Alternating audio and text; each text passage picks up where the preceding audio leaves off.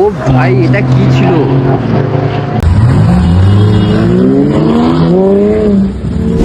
আজ যাচ্ছি ভিডিও শুটে। না না, তোমরা আবার ভেবো না যে আমি ভিডিও শুট করতে যাচ্ছি।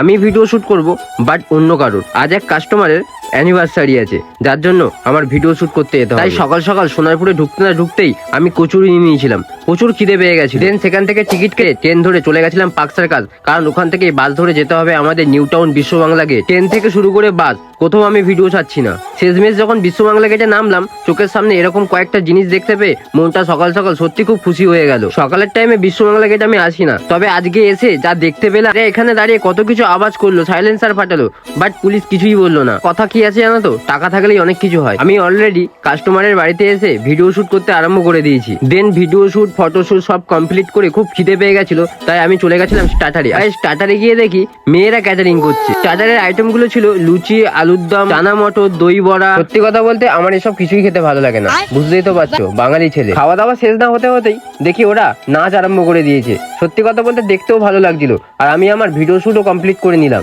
দেখো, আমি কিন্তু আইফোন 17 এ video shoot and photo shoot করি। যদি এরকম cinematic video shoot and portrait photo চাও, তোমরাও আমাকে ডিএম করতে পারো।